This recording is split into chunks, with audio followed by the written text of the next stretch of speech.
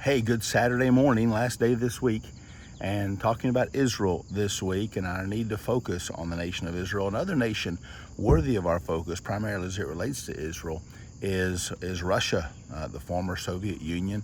Vladimir Putin, constantly in U.S. news for a number of reasons and accusations regarding our current administration and all of that. I don't know that anyone can defend the Russian invasion of Ukraine. And it's important to look at Russia's relationship with Israel as it relates to future end-time events. Ezekiel 38 talks about Rosh, the nation from the north, Gog and Magog, leading an invasion against Israel, and God pronounces judgment upon those invaders.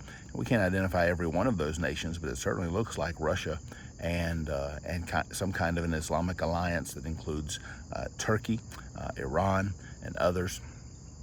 And if you look at Russia itself, there is a unique alliance with a ton of Muslim nations.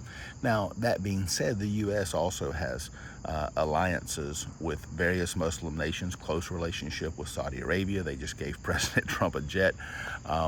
We have Islamic allies too, if in fact it is a tense alliance. And Russia is just unique on the other side. Russia tends to have closer relationships with radical Muslims, nation states like Iran that we do not have a relationship with, even terrorist groups in Syria and in Gaza.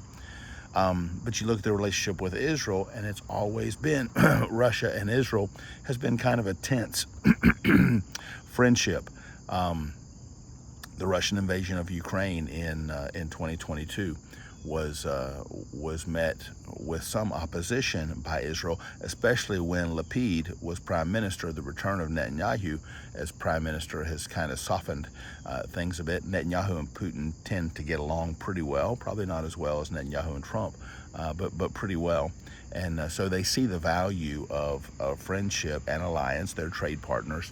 But then the attack from Hamas in Gaza toward Israel in 2023 really strained relationship because Russia was a little bit silent, but that has improved. There is a relationship there, but that's something we need to watch.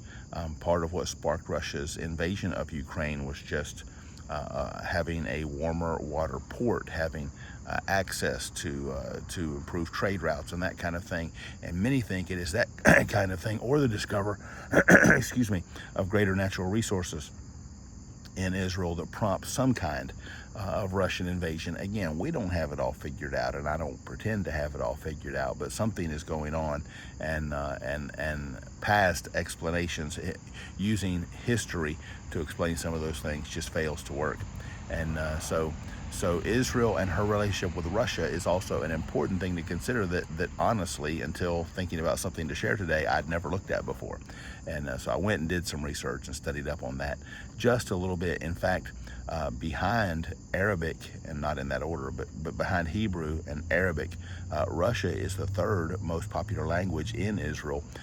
There were tons of Russian Jews that have made the pilgrimage back to the land of Israel since Israel became a state in 1948. And all of those kinds of things that are worthy of just our knowledge and consideration.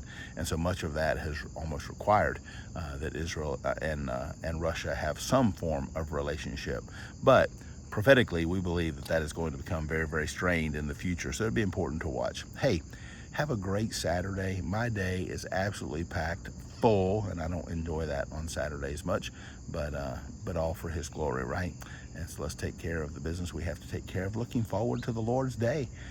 Prayer time at 9, Sunday school at 9:15, worship at 10:30, and I hope you can be there or join us online. Pray for one of our most favorite evangelists, Brother Bob Pittman. Bob just got out of the hospital with a UTI Tuesday morning. I went and heard him preach Thursday night, and he had a heart attack after the service. Not immediately, not at the church, but had a heart attack, had a stent put in. He's hospitalized in Gastonia, needs to get back home to Muscle Shoals, Alabama, which is near Huntsville. And so pray for him, pray for his wife, pray for his ministry. And he's scheduled to be with us in September. And so just praying for Brother Bob, not so that he can come preach at our church, but just so that he can be well. And so wonderful, wonderful friend and evangelist. So lift him up to the Lord in prayer today. Pray for Brother Bubba Swaim. Doctors didn't give Bubba much of a chance a couple days ago. He was able to sit up and talk yesterday, and the doctor even described it as a modern miracle. So thankful for that. Keep Bubba in your prayers. And have a great day for God's glory. Bye.